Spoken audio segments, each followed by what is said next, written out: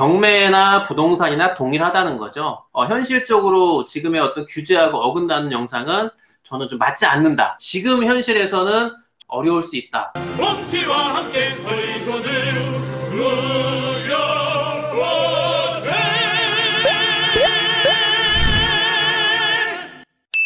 경매로 돈 벌 수 있다는 유튜브 영상은 넘치고 넘치는데 왜 안 되는 것일까?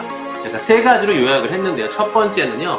이론적으로는 가능해요. 그 영상을 좀 살펴보시고 영상에 있는 내용들이 이게 현실하고 많이 동떨어졌다라는 거를 느낄 수 있을 거예요. 그 첫 번째 이유를 말씀드리는 것 중에 핵심은 경매나 부동산이나 동일하다는 거죠. 부동산이라는 거는 더더욱이 정치, 경제하고 관계가 있잖아요. 특히 경제적인 규제, 이번에 대출 규제라든가 그런 정책들이 바뀌면서 부동산은 정치 경제 상황하고는 정말 뗄래야 뗄 수가 없다라고 생각하기 때문에 이런 것들을 알고서 접근하는 게 맞다라고 좀 보는 거죠. 2018년만 하더라도 뭐 소득 증빙이 되는 사람, 급여 통장이 있거나 4대 보험이 가능한 직장에 다니거나 가정주부라고 할지라도 신용카드 월 사용액이 한 60만 원에서 70만 원 정도만 되면 낙찰가의 80%, 뭐 비조정 지역 같은 경우는요. 낙찰가의 90%까지도 대출이 나왔어요. 불과 2년 전 얘기입니다. 특히 부동산 경매 영상은요. 우리가 뭐 조사하는 법이라든가 이런 것들은 모르겠지만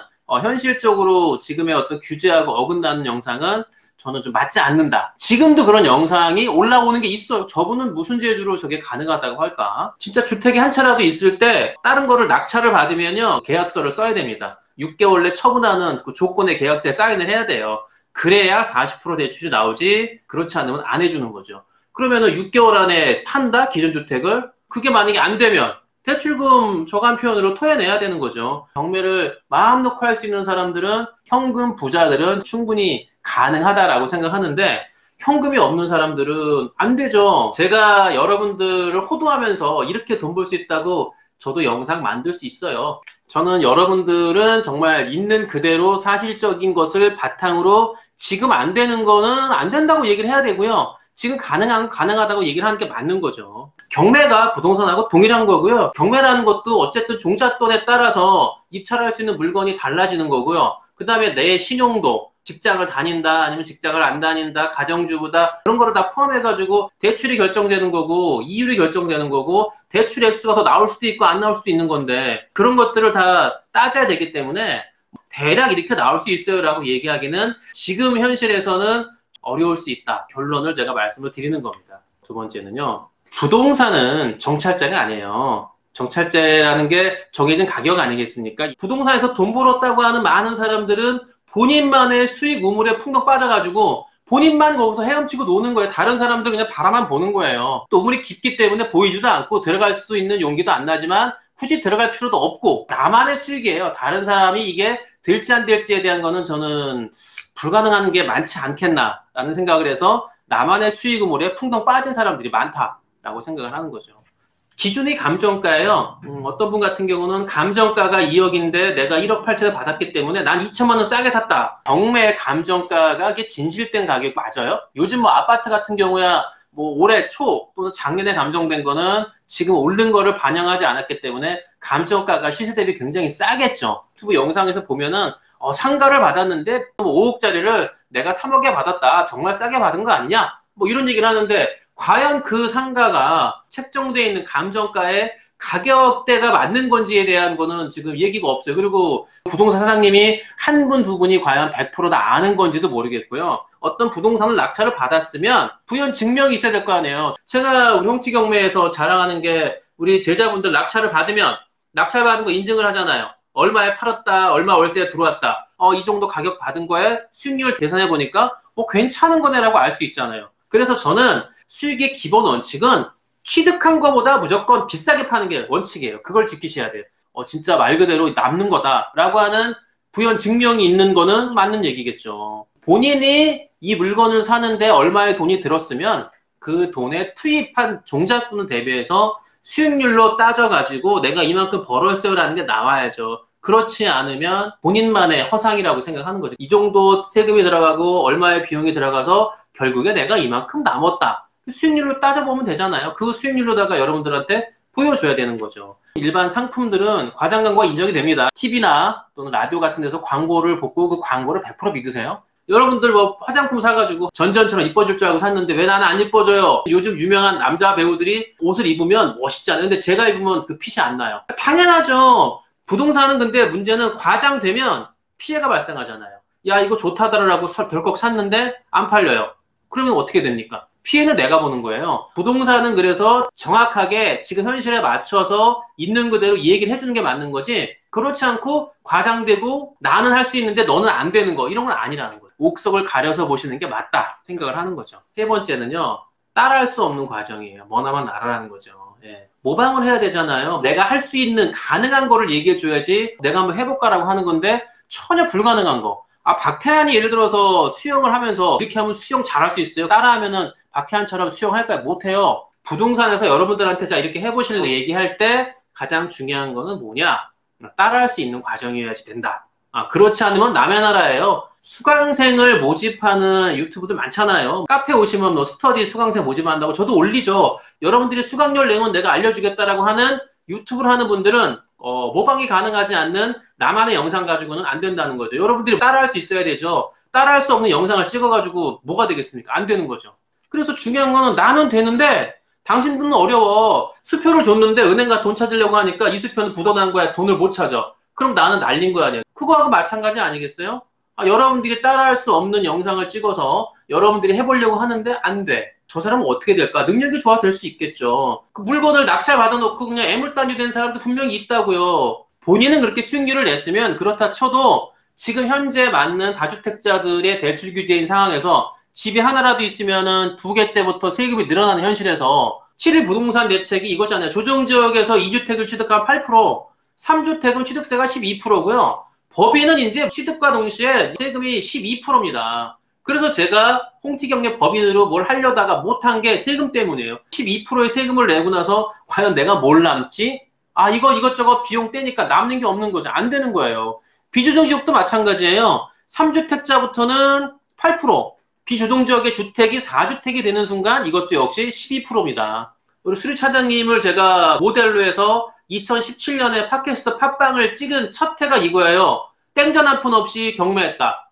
월세 세입자한테 보증금을 받고 그걸로 대체하니까 내 돈은 하나도 안 들었어요. 진짜 무일푼으로 경매할 수 있는 거, 그걸 제가 얘기했거든요. 그러면서 목표가 빌라를, 조그만 아파트를, 상가를 10개 이상 만들어서 한 달에 이자 빼고 내 손에 쥐어지는 돈이 300만 원 만들면은 이거는 진짜 괜찮다. 그런데 지금은 그렇지가 않거든요. 내가 내 돈 갖고 시작을 할 거면 경매를 왜 합니까? 진짜 돈이 많은 분들은 경매를 안 하세요. 그까짓 거에서 몇 푼이나 벌겠냐라는 생각 갖고 있거든요. 왜? 돈이 많으니까. 그래서 결국에는 경매하는 사람들은 대출이 안 되면 경매의 메리트가 사라지기 때문에 대출 없이는 경매가 안 된다는 거를 명시해서 그거에 맞는 그 솔루션을 제공하는 게 옳다. 그래서 비규제 지역 같은 경우도 주택을 취득하려면 집이 하나 있어요. 근데 비조정 지역에 주택을 취득해.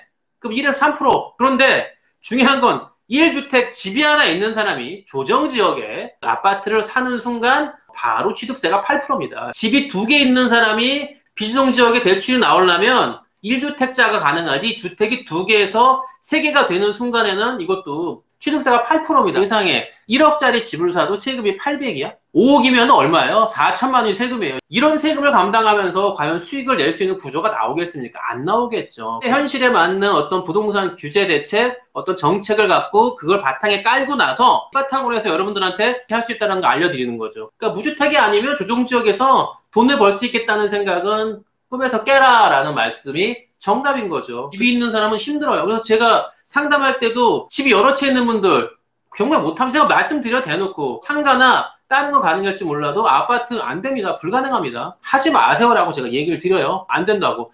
세금으로 다 내는데 하면 안 되죠, 당연히. 수익 내기 딱 좋은 게 NPL이라고 말씀드리잖아요. 그러니까 오전에 우리 또 홍티경매 제자분이 오셔갖고 제가 한 3, 40분 상담을 했는데 여러분들 개인이 할 수 있는 NPL 제가 말씀드렸잖아요. NPL, 뭐 론세일, 대입변제, 뭐 이행계약, 말 같지도 않은 소리 다 때려치라고 제가 얘기하는 게 그런 거 다 필요 없어요. 그냥 여러분들이 할 수 있는 걸 제가 알려드리면 되는 거죠. 그게 중요한 거 아니에요? 네, 여러분들한테 제가 말씀을 드리는 거는 하나입니다. 지금 현실에 맞는 경매를 하시는 게 맞는 거죠. 친구 따라 강남은 절대 안 돼요. 경매에서는 제가 볼 때 친구 따라 강남 가서 안 된 케이스가 너무 많기 때문에, 왜냐하면은 그 친구하고 나하고 입장이 다르기 때문이에요. 처한 여건이 틀리고 뭐 위치가 다르고 골조는 하나입니다. 오늘 보여드린 세 가지 이유, 지금 현재 갖고 있는 현실에 맞춰서 현실에 그 바탕을 둔 경매를 하는 게 옳은 거죠. 이 아파트 값이 천정부지로 올라간다고 하더라도 지금 같은 이때 뭐 그렇다고 서울의 아파트도 아니고 지방의 아파트에 투자를 하는데 이게 과연 앞으로 오를까? 근데 금액을 쓰는 것도 정말 조사를 꼼꼼히 해야 되는 거고, 만약에 무슨 병고가 나서 갑자기 아파트 값이 폭락하는 경우가 생기면 어떻게 돼요?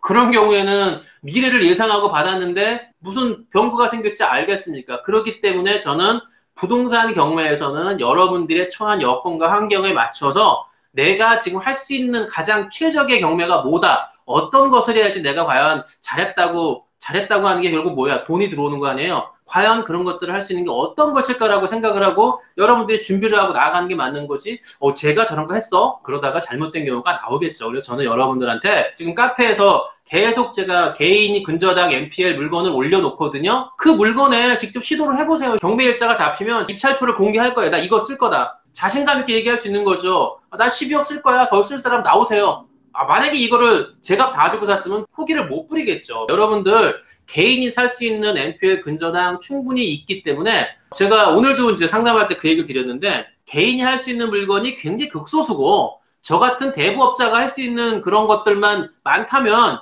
여러분들한테 이런 얘기하는 게 아니겠죠. 개인이 갖고 있는 근저당이나 뭐 은행이 아닌 일반 회사가 갖고 있는 근저당권은 여러분들이 충분히 근저당을 여러분들을 앞으로 끌어올 수 있다니까. 물건을 찾아보니까 물건이 많이 나오는 거예요. 제가 생각보다는 물건이 많아서 이거 여러분들한테 알려드리면은 소액으로 할 수 있는 근저당 채권 개인들이 작은 거는 1,200만 원부터 500만 원도 있고요. 금액이 천차만별이기 때문에 물건만 제대로 여러분들이 확인해서 물건 조사는 해야죠. 당연히 그거는 뭐 동네 세 바퀴를 제가 강조하는 거지만 뭐 그것 정도는 아니라 할지라도 네이버 부동산으로 알 수 있는 아파트의 금융기관, 저 같은 대부업자 있는 거 다 빼고 개인이나 회사가 갖고 있는 근저당을 여러분들이 도전해보시고 도모해보시라고 계속 제가 말씀을 드리는 거예요. 앞으로 정말 경제가 어려울수록 돈을 빌리고자 하는 사람들이 많아지고 빌려주는 사람 또한 많아지겠죠. 그러다 보면은 개인이 빌려준 근저당이 아마 계속 늘어날 거고요. 이게 한 건을 제대로 하면은 확 늘어가지고 한 사람과 안 한 사람의 격차가 좀 벌어진다고 제가 말씀을 드리는 거기 때문에 여러분들 한 건의 실행을 한번 옮겨보시면 저는 충분히 가능하다. 제가 홍티경매는 돈 벌었어요 라고 얘기하는 것보다도 충분히 홍티경매를 보고서 내가 따라할 수 있는 거, 여러분들이 함께 할 수 있는 거, 저를 모방해서 홍티 네 말대로 하니까 되더라, 여러분들한테 무조건 현실적인 얘기, 지금 실행 가능한 거를 내가 말씀을 드리려고 하는 거고요. 직접적으로 제가 물건을 찾아가지고 편지도 제가 보낼 거예요. 답장 온 거를 실행에 옮기면서 얻은 성과를 중심으로 이렇게 하니까 됐더라, 그걸 제가 공개를 할 겁니다. 여러분들이 할 수 있는 거에 최대한도로 잘 끌어줄 수 있고 잘 밀어줄 수 있는 홍티경매가 될 수 있게 노력을 하겠습니다. 제가 제일 잘하는 거 하나잖아요. 꾸준함. 지금 실력이 미천하든 뭐 형편없든 절대 굴하지 않고 무조건 끝까지 하는 거, 여러분들 꾸준히 하시면 된다라는 말씀을 마지막으로 여기서 영상 마치고요. 우리 홍티경매 카페에 오시면은 Q&A 게시판 있으니까 거기다가 궁금하신 거 다 올려주시면은 뭐 저나 우리 김 변호사나 또 우리 송세무사나 여러분들 궁금한 거 물어보시고 그렇게 하시면 좋을 것 같습니다. 안녕.